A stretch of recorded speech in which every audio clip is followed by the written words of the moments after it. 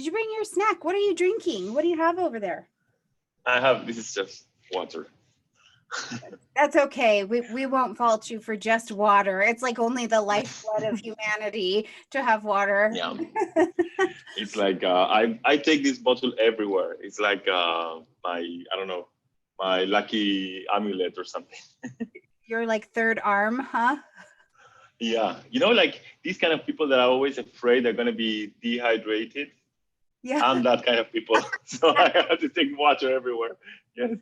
That's absolutely brilliant. All right. Good morning, everybody. Welcome to today's Eat and Greet. I'm so glad that you are here. And hopefully, in the time that we're going to spend together this morning, we give you something that is good and that is useful and is worth your time. So I'm so happy to have you here. And today we're going to talk about eclipses just in time for the third in the like wham bam thank you ma'ams of eclipses we've been experiencing. So hopefully today you get a little bit more perspective on what is an eclipse, how can you use it, and all of that good stuff. Now, before we jump in here, a little housekeeping going on. The weekly video is up. Check your weekly playlist here on the homepage. You can definitely find it there. And if you want more day-to-day happenings in the astro world, you can follow me on Facebook and Instagram. And if you are listening on the podcast, if you would give this a stars up, that would be really, really helpful over here. As well, the solstice gifts are still available. Just click in the description box down below or come visit me at stormiegrace.com. All right, Alejo, we made it. Yes, I'm so happy to be here. I know. Thank you for inviting me. Oh my gosh, absolutely. And thank you for coming, and from Spain, right? Yes, Mallorca. All the way. Yes. So we have a time difference. It was so funny, you guys, when we first tried to meet and we were getting the time difference together, we got it wrong. And so I ended up showing up in like my pajamas because it was like earlier than I thought. I was a mess. It was okay. I got it wrong. I think it was my mistake. And it was okay. Yeah, it was nice to meet you, like the real, like, like the behind the curtains person. It's nice. Oh, yeah. It was full pajamas. So you really got the real person. I felt terrible. I felt like I was waking you up. So today, though, you're going to talk about eclipses. And this is, how did you arrive here? What is it about eclipses that you thought I should talk about that? Okay, the reason I got interested in this is because very often we don't study eclipses that much, like in astrological schools, like in the institutions of astrology. And it is an event that it's very powerful astronomically. Like everybody can see an eclipse. We are all talking about, I don't know, the Jupiter-Saturn conjunction that we're going to have in December. And only if you're an astrologer, you're actually paying attention to that in the sky and when you look at the stars at the night sky.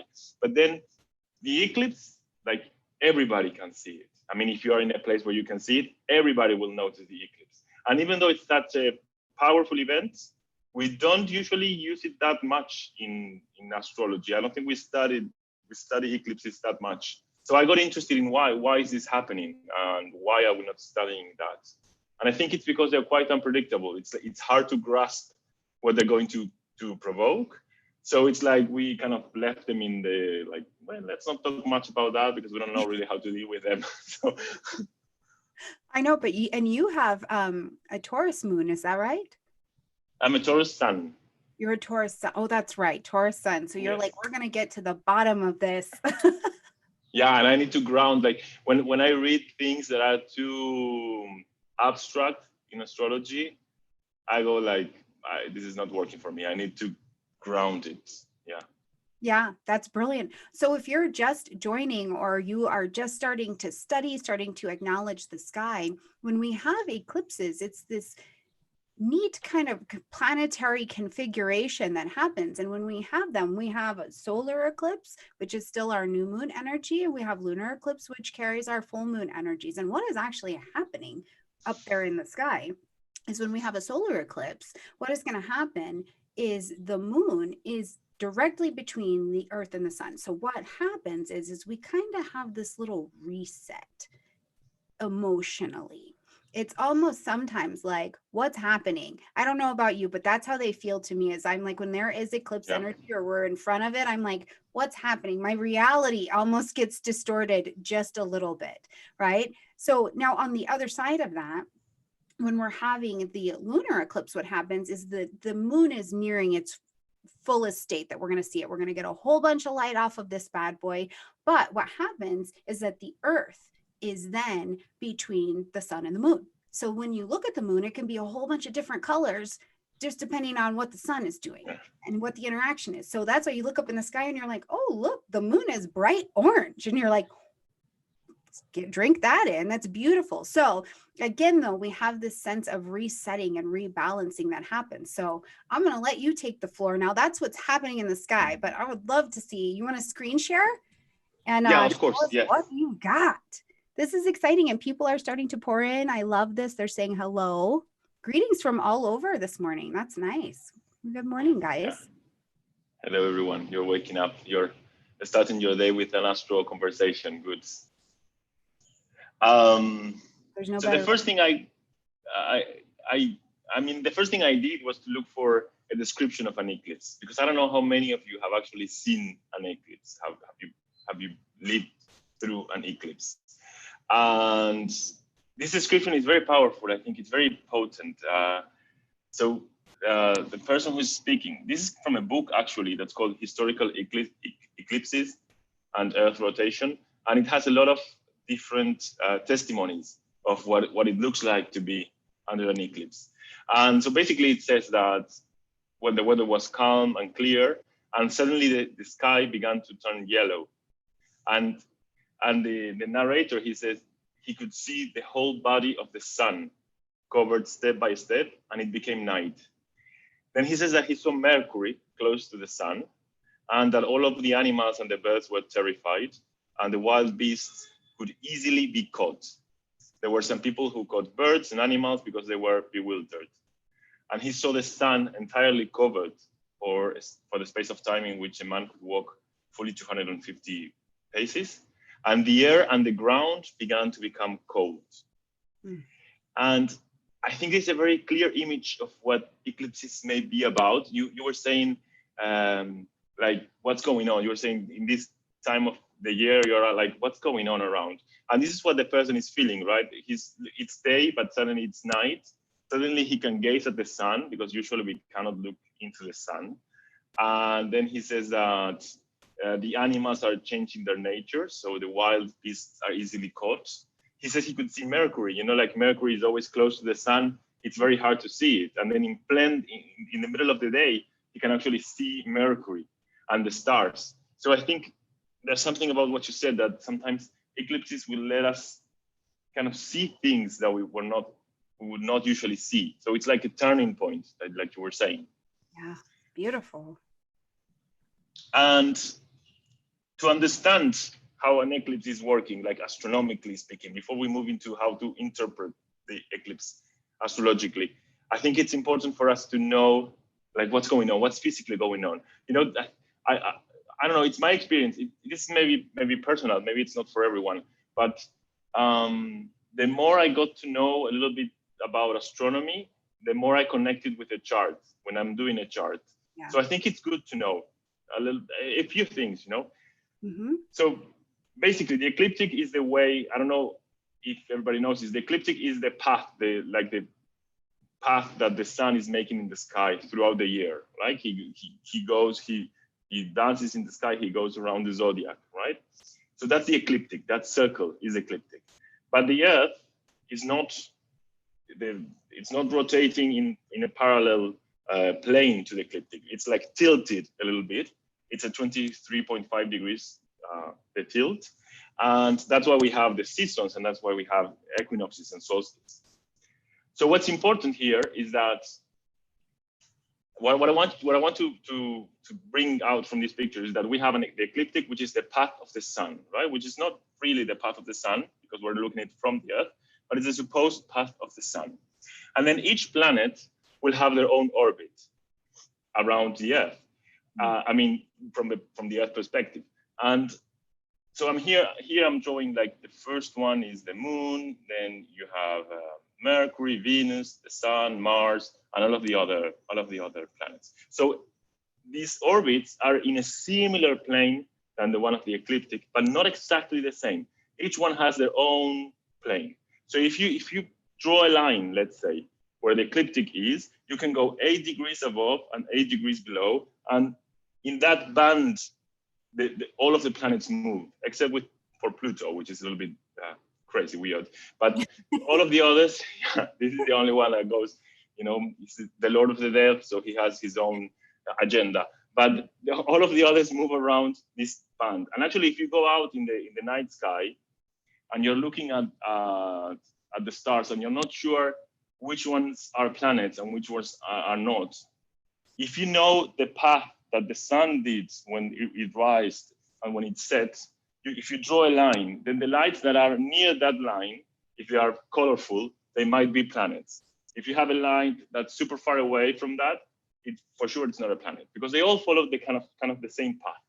But it's not exactly the same. That's a little bit, it's not exactly parallel. It's very close, but it's not exactly parallel. And that's why we have the nodes. So this is, in orange, we have the picture of the ecliptic, like a diagram of the ecliptic, the path of the sun. And then in gray, I did the orbit of the moon, okay? So it's a little bit tilted. It's about 5 degrees tilted. So this means that if they're not parallel, they have, at some point, they cross each other. Yeah. And that's where we have the south and the north node. So the south node is where the moon would cross down through the ecliptic. It will move down. It will cross the ecliptic and go down.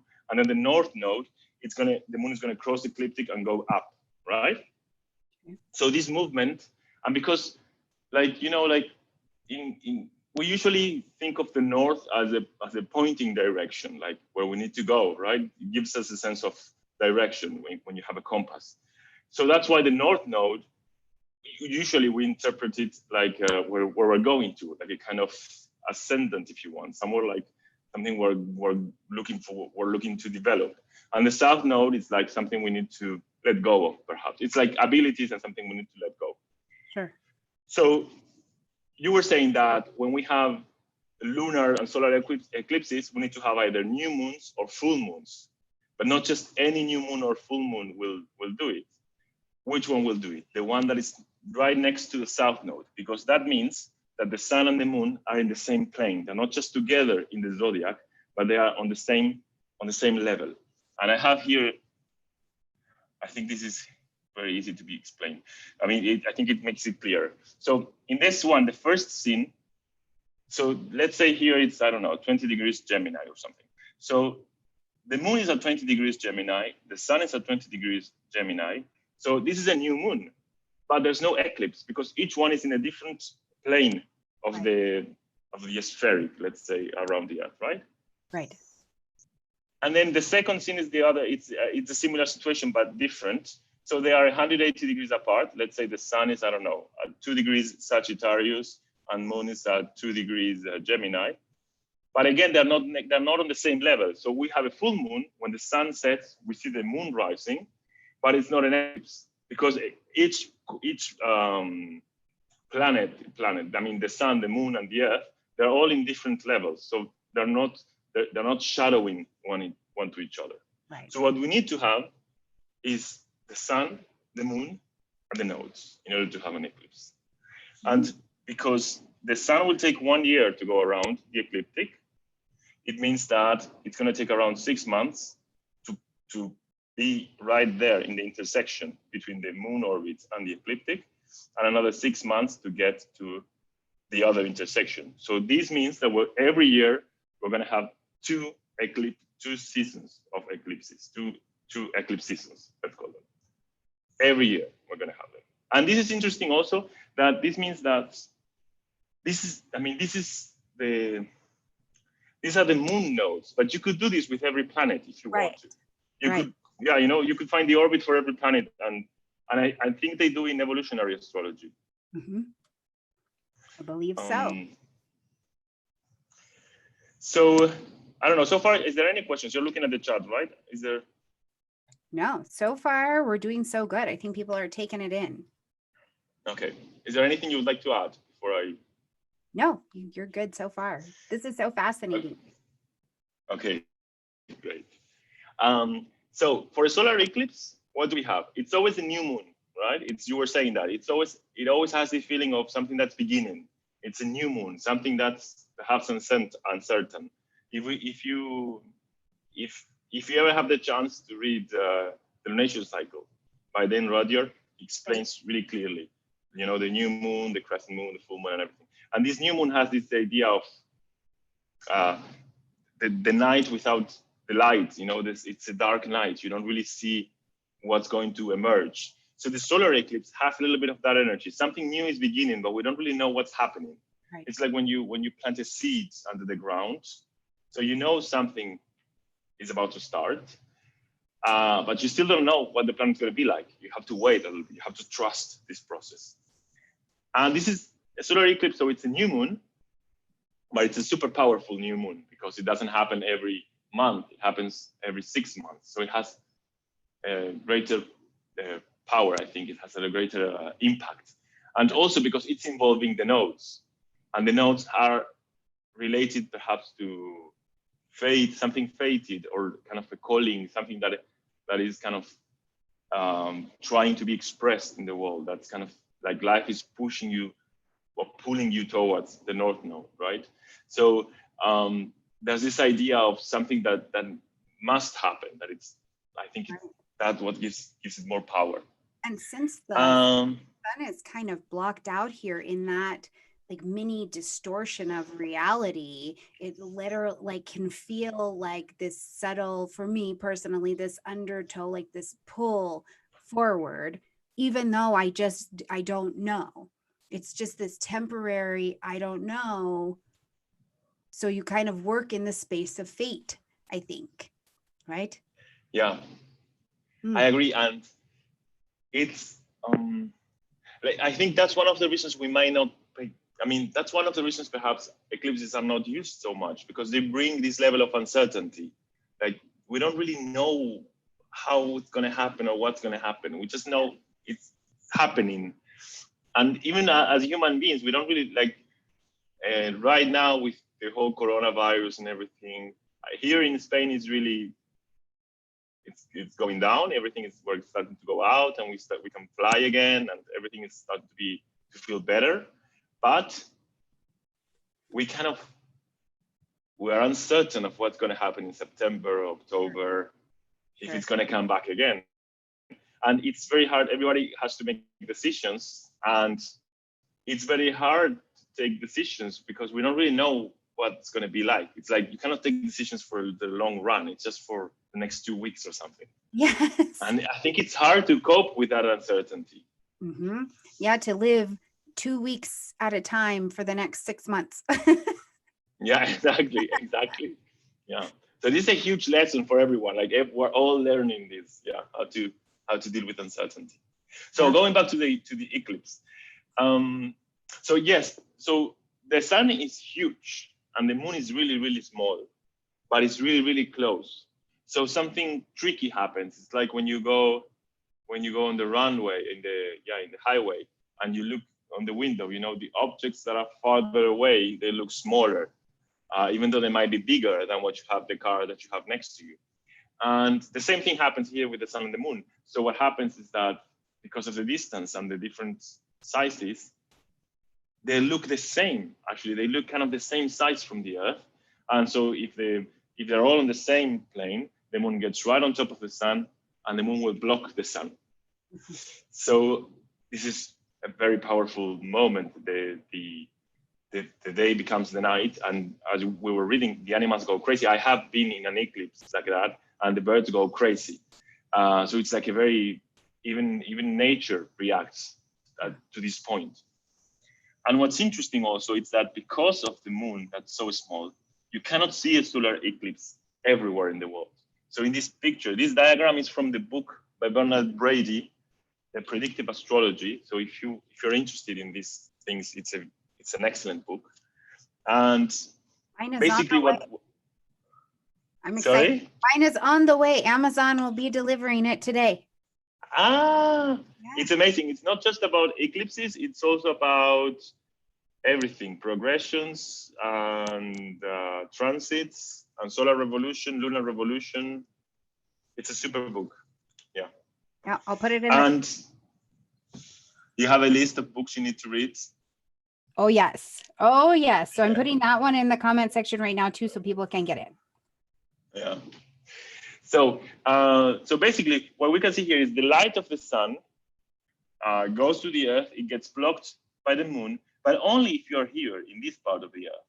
If you're up here, maybe it's going to be daylight, but you might not get to see the eclipse. So the solar eclipse cannot be seen everywhere in the world. And we have two different opinions here among astrologers, and I invite everyone who's watching to test what makes more sense for them. So some astrologers say that the eclipse will only be effective if you can see it.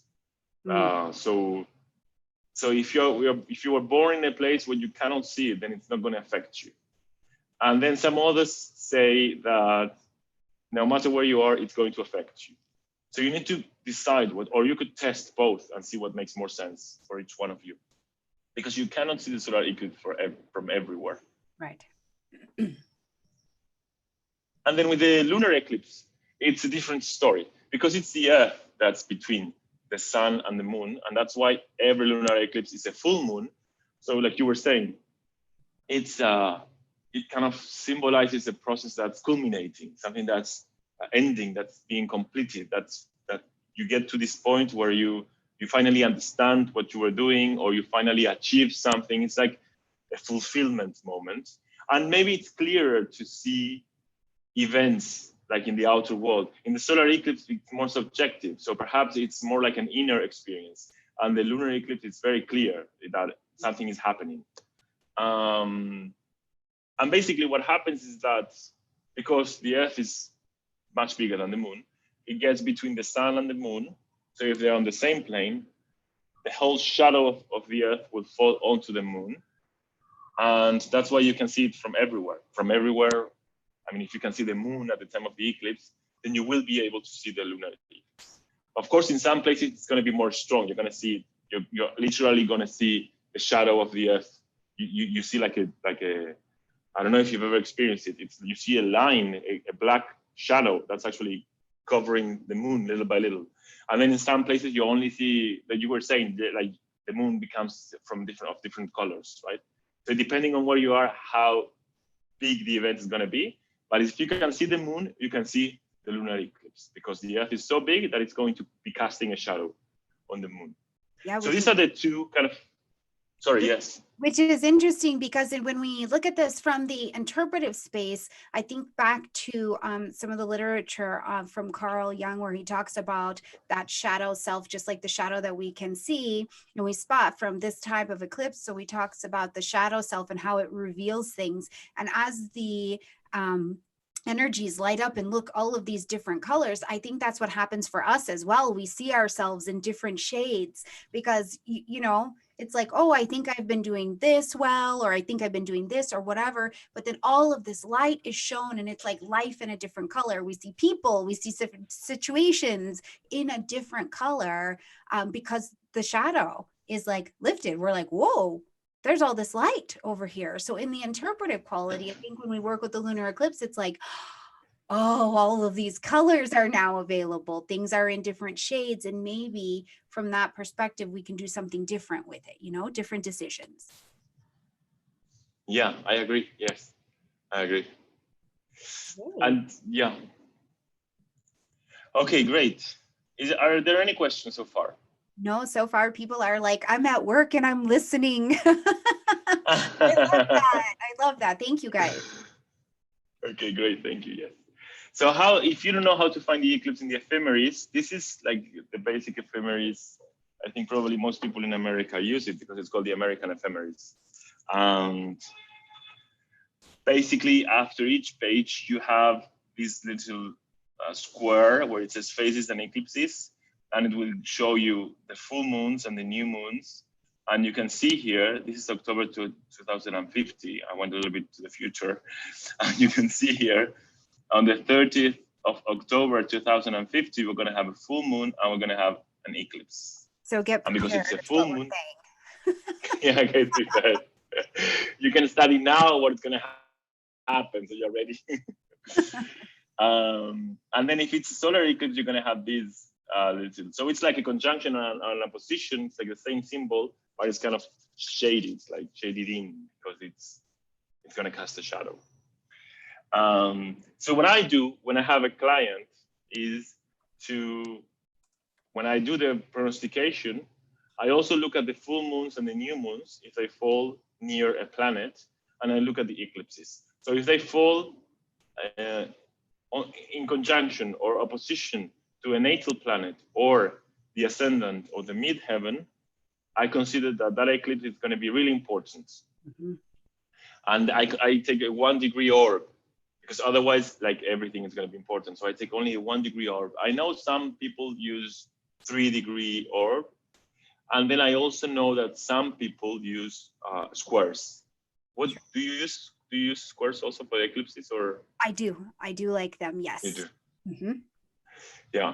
And I was reading actually an example I was looking at the chart of Margaret Thatcher, and there was an eclipse squaring her, I think it was her ascendant or something, when she had to leave her position. So yeah, it probably works. But to be honest, I haven't tested it myself. That's why I was asking you if you just tend to use them. Yeah. So basically, I'm going to use it as an example. I'm going to use because I was thinking of using a personal example, but because this is being broadcast mostly in America, in the States, I thought of using like a powerful example that may be significant for you. And then I'm also going to take another example from Argentina, because I'm Argentinian, so I can honor my there you go. Okay. So this is the chart of the 21st of June 2001 eclipse, which happened at 0 degrees Cancer. And I'm bringing this example in also because we had an eclipse at 0 degrees Cancer like 2 weeks ago, 2 or 3 weeks ago. Now I don't remember, but it was the same kind of eclipse. So I think it may give us some lessons about what to learn from this. And so it's kind of a sensitive subject, so I hope I'm not offending anyone. And I just want to bring in the astrology of it, and probably because I'm going to be talking about September 11. Probably I'm talking about something that I haven't lived in the first person, like I saw it in the news and everything, and I think the whole world saw it and went through that process. But maybe for you it's more impactful. And I'm hoping that's going to be the case. So it may give you better ideas on how to deal with what may be coming up, you know. So, so of course, in 2001, we know what happened. We had September 11. But what's interesting is that, I wouldn't say interesting with such a situation, but what calls my attention is that it didn't happen on the day of the eclipse. It happened sometime later. Right. So I think that's what we need to focus when we think of eclipses. That the eclipse, especially if it's a solar eclipse, may not be manifested right away. But what it does, or from my experience and from my study, is that it plants a seed in a sensitive part of a chart. So so that degree becomes very sensitive to transits and perhaps progressions too. So when a transit is being applied to that degree where the eclipse was, something might happen. Okay, this is kind of the hypothesis. So inside we have the chart of the United States, and there are many charts, but this is the one I think most astrologers agree on. Yep. And it's the 4th of July, 1776. And well, the United States, the sun is in Cancer, and it's a Sagittarius ascendant. So the ruler of the chart, so the circle in the middle is the chart of the United States, okay, and the circle outside is the eclipse. So the sun is in Cancer and it's Sagittarius ascendant, and the ruler of Sagittarius is Jupiter, who is also in Cancer. So we can believe that even though you can see this eclipse. It's a 0-degree Cancer. It's not really making a 1-degree conjunction like I was saying before to any planet, even though Cancer is like an important area of the zodiac for the United States, because you have there your sun and you have there the ruler of your ascendant. So it's like, it's an important place. And okay, so this is kind of planting a seed. Something might happen like with this eclipse. I mean, and we have to think that because the eclipses are close to the nodes, and the nodes will take 1.5 years to move to another sign. For 1.5 years, you're going to have several eclipses in the same degrees. So it means that it's a whole process that's going to take 1.5 years to develop. And in this case, the eclipse is falling in the 7th house. So it's probably going to be talking about international relationships with other countries. And if this was a person, then it was going to be talking about relationships with other person, and particularly maybe the partner, or if they have a romantic partner or a business partner, right? But it's like one-to-one relationships. Okay, so this is like a seed. A seed is planted at this day, at the 21st of June 2001, in the 7th house of this chart, the United States natal chart. And we know it may be important because Cancer is important for this chart. And what happened? So September 11 happened, the 11th of September, almost 8:45. And we have here, the first chart is the United States chart. The second chart is the one for the eclipse. And the first thing that I forgot to mention, sorry, here, the one thing that caused the attention to me also is that the Pluto is right on the ascendant. If you put the eclipse chart right on top, it's like Pluto is right on the ascendant. Like something powerful is being planted here, something that's going to transform a lot. This chart, in this case, it's a society. It could be a person also. And here it's the day that we had that September 11 happened, and we have Mars at 1 degree Capricorn, and this means that Mars is opposing the degree of the eclipse. So the idea, one of the points I'm trying to make, is that when either Mars or the Sun, who are like the planets that tend to activate things in the chart, make an opposition or perhaps a square to the degree of the zodiac where the eclipse was seated, the eclipse will manifest itself. And in this case, because it was in the 7th house, it has to do with other countries, right? With relationship with other countries and other people. And if it was a person, it would literally be with one-to-one relationships, right? And something, if it was a person, something would happen in one-to-one relationships that might also have had an aggressive flavor, like an aggressive attitude or behavior or something. And then there's something that I found out that's very strong. So this is the chart of New York. I don't know where this information, I mean, I know where this information is coming from because I got it from astro.com, but I really don't know where they got this date.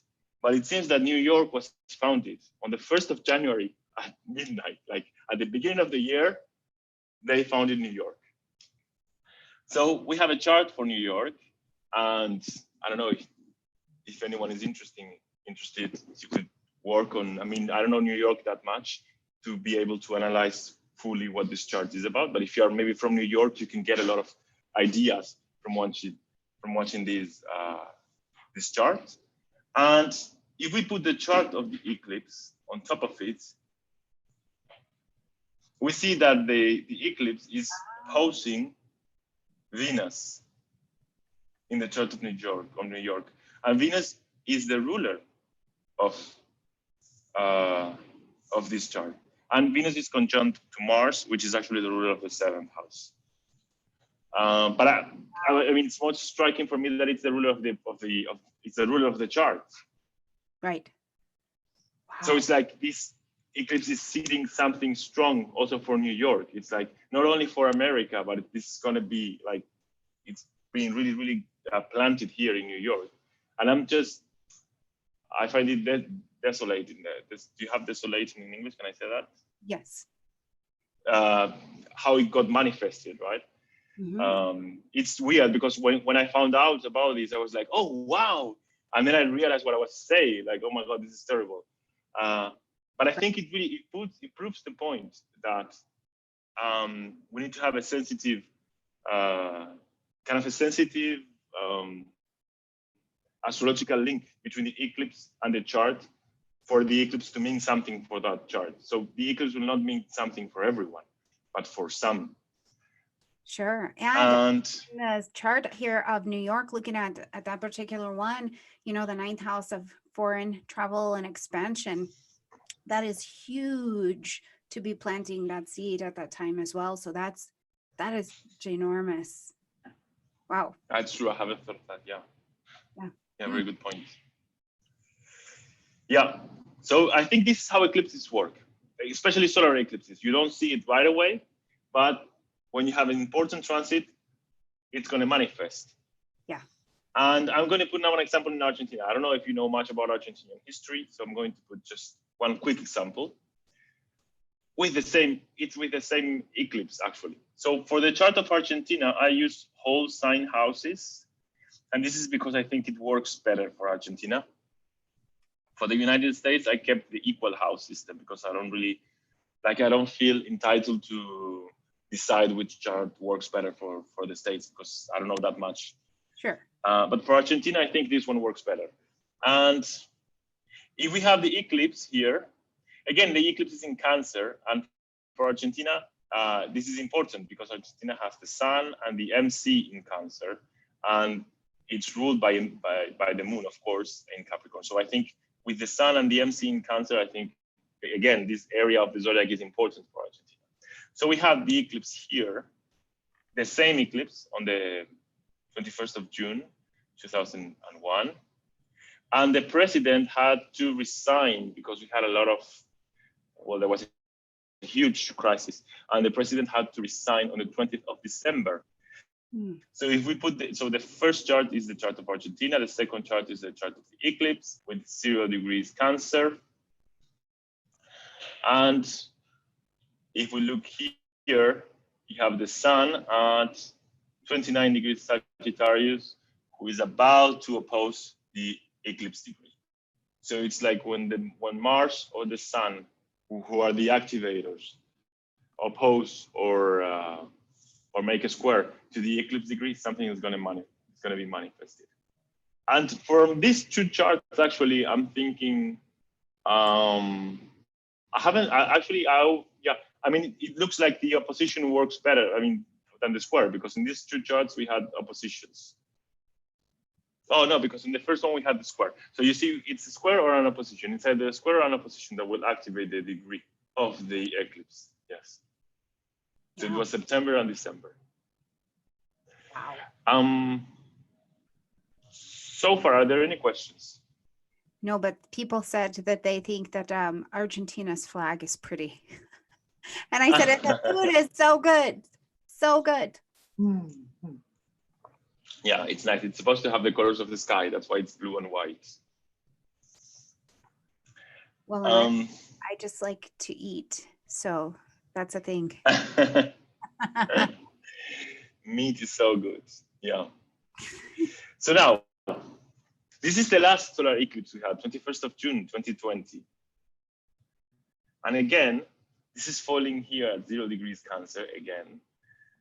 And I know it's not making a 1 degree conjunction to any planet, but we had the experience of 2001 eclipse being important for the States. So I'm wondering if this eclipse is going to be important also for the States. Now, in the chart of the States, you know, this talk that we're doing, we called it Eclipses and Cycles, right? So in the chart of the States, we also see that Pluto is growing near to its return, right? So I think it's very well. It's on the way, and you can feel it for sure. You can feel it more than I, that I'm here in Mallorca, in my island. Uh, so I think this eclipse is seeding something that's going to be important. And the question is, when is it going to manifest? Mm-hmm. And well, and we have, well, you know, it's election season here too. And so I think that this will play, it will still play a part in the shifting tides of the election here for sure. And I was actually looking at that in the lunar eclipse coming up just this coming weekend as well, in the opposite energy of Capricorn. And I think that may play a shift over the next 6 months too in things in our election here. So be quite interesting. when is it that you have? So when I was looking at the lunar eclipse that's coming up, one of the things I was thinking is I was like, man, since Capra, we're trying to end the Cancer Capricorn axes here. I am wondering if all parties are actually going to stay in this political race, or if there's going to be a shift to even who's continuing to take part in the race, because something is ending here, right? But at this solar eclipse, there's this small distortion of reality. So I just have this sense as I was looking over it, I was like, man, I just am not sure who's going to stay in this race, even for us to get to the voting process. So I'll be interested to see how that comes out. You know, and at 13 degrees, Yeah. for the United States chart, it's gonna, the place of value. So we'll see. Yeah. Yeah, I think it's an interesting, I mean, it's a powerful moment you're going through. And not just this year, but also maybe 2 or 3 more years coming up with the whole Pluto thing. It's a long process, and it has to do with, something about your values, what you were saying, and perhaps something of a cleansing nature of what is actually really grounded under the, what has been planted under the soil, and we want to get rid of that. We do. Yeah. And so this is the chart of the eclipse. If you want to work with it, and because it happened at 0 degrees Cancer, so what I was looking for is like, okay, if we think that it's going to be Mars or the Sun who's going to activate the degree, then let's see what dates are important for this. So on the 28th of June, actually, is it yesterday? Yesterday, yeah. The Mars actually entered Aries, right? So so Mars is here on the day of the eclipse. The 28th of June, Mars moved into Aries, and it squared the eclipse. Yeah. Now, for me, when I was preparing this, it was a few days before. So for me, it was too soon because of this idea that something is planted and we need to give it time to grow. So I didn't think something important was going to happen yet. Then on the 23rd of September, the Sun is going to enter Libra, and it's going to square the 0 degrees Cancer, because it's going to be here at 0 degrees Libra. So perhaps this will activate the eclipse. This is kind of similar to what happened in 2001, but in 2001 it was Mars who activated it. So it was much more, strong, powerful, or not strong, malefic, let's say, because it's Mars, right? Now here it's going to be the Sun, who is supposed to be a benefic planet. So hopefully it's going to activate something in a positive way. Sure. And then on the 21st of December, the Sun is going to go into Capricorn, and it's going to oppose it. So perhaps this is another time where the eclipse might get activated. And the last possible date is the last date that I found, it's 24th of April. So the dates here, I put it in European way. Now I realize this is 24th of April, and Mars is going to conjunct the degree of the eclipse. So this might be important, but it's we still have a long time to go. So perhaps the power of the eclipse is going to be faded. Some astrologers say that you need to look at how long the eclipse lasted. And 1 hour of a solar eclipse, it's 1 year. So a solar eclipse will never be more than 6 to 7 minutes. So you need to proportion that to know how long it's going to last. Right. And from June to April, it's a long time. So maybe this is going to be too late to activate the eclipse. So most probably, and most hopefully, it's going to be the sun who's going to activate the eclipse. And it's not going to be something as dramatic as it was, before. That's my hope.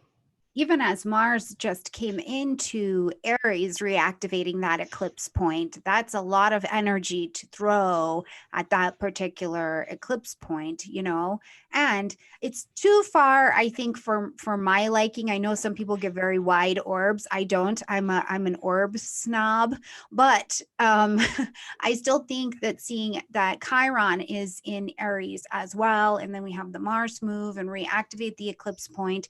This is speaks a lot to aggressive healing, I think, especially in the space of the United States at a global kind of, you know, standpoint, but in our own personal lives as well. Aggressive healing of the identity, aggressive healing of how I show up in the world, you know, aggressive healing of how I accept myself or move in this world. It's really a beautiful energy. I think it's intense, but I think it's a beautiful energy nonetheless. But it does reactivate the eclipse point. As soon as it came in, it was like, guess what we just did?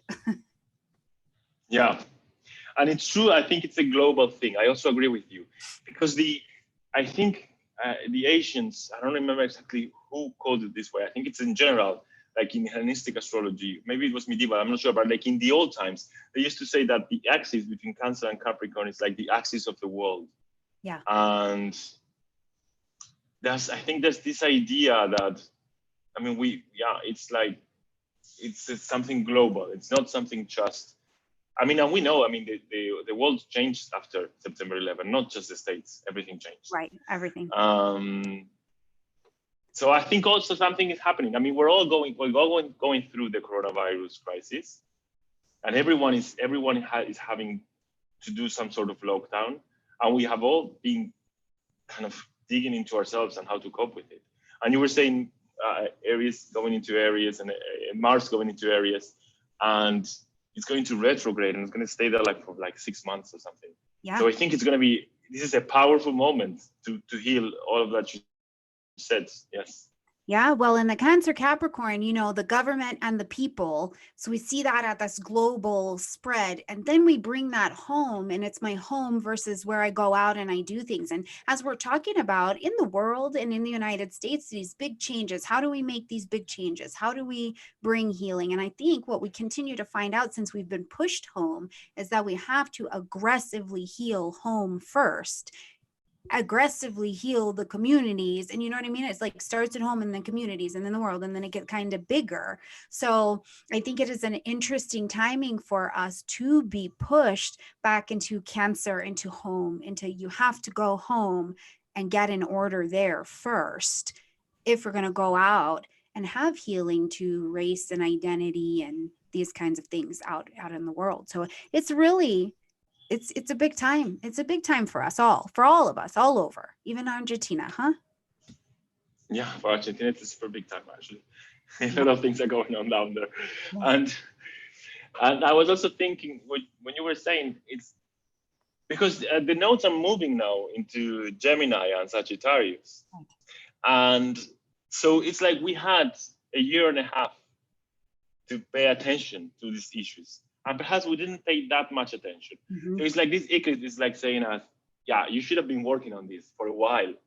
And now, as we have to do the homework we didn't do, the nodes are going into Gemini and Sagittarius. And I think we're getting all of this information. And it's so hard to be able to tell what's right from what's wrong, you know, what's truthful, what's meaningful from what's not, with the nodes in Sagittarius and Gemini. So I think it's a crucial moment to align ourselves to our home, and our home, I mean, our bodies, our inner home also, you know, like who are we, and to recognize each other and how we all belong to this earth. I mean, it's like, yeah, you know, everything that happened with with this, with the cities and nature, when we had to go lockdown, everything started to thrive again. It's like, yeah. Yeah, it's a big time. Okay. Okay, so I don't know, this is pretty much what I had prepared. Yay. I don't know if there are any comments or questions or... Not so far. People are saying, you know, first of all, thank you. I did have somebody ask what foods are famous in Argentina and what you like to eat. We have some eaters on this channel. We really care about food on this channel. Well, I'm a Taurus, so it's okay. I enjoy life.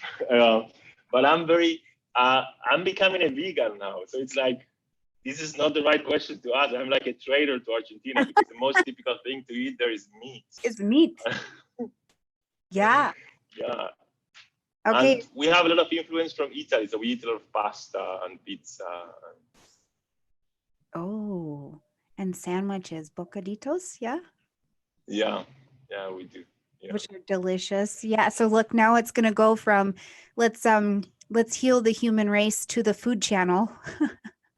Yeah, it's another way of healing. Yeah. So. Yeah. Good. Well, thank you so much for being here and coming to talk and to present. And you guys, I will make sure that the book by Bernadette is in the description box down below as well. I'll make sure that all of this information is down there so that you can reach out and you can contact. And if you want to sit or have a session or do some learning, I'll make sure everything is in the description box down below. Thank you again so much for coming. Hopefully you had some fun and you know, it's not too late there in Spain. Yeah, no, it's not late. Could I add just one more thing, like a promotional thing, quickly? We are running a magazine for an astrological magazine in Spanish. I'm not sure if somebody who's listening also speaks Spanish, but if you do, it's a free magazine. And here's the website, Revista Stellium, Revista, it's magazine, revistastellium.com. And it's free. We work with astrologers from Spain, Argentina, Peru, Italy also, and it's in Spanish. So I don't know if there's anyone listening in Spanish. I encourage you to. It's like our one big project right now. So everywhere we go, we talk about it. Yeah, brilliant. And I'll make sure that that gets into the comment section down below. Of course, you'll have it here at the end of the video as well. But just for an easy clickable link, we'll make sure that that's down there as well. And yes, there are definitely Spanish speakers on this channel. So we'd love to have you guys all kind of find a spot where the language is similar there. So, all right, you guys, like this video, comment, share, subscribe. Thank you so much for listening at work or listening wherever you are at. Hopefully we gave you something that was worth your time and your attention. If you are listening on the podcast, if you give this a stars up, that would be absolutely brilliant.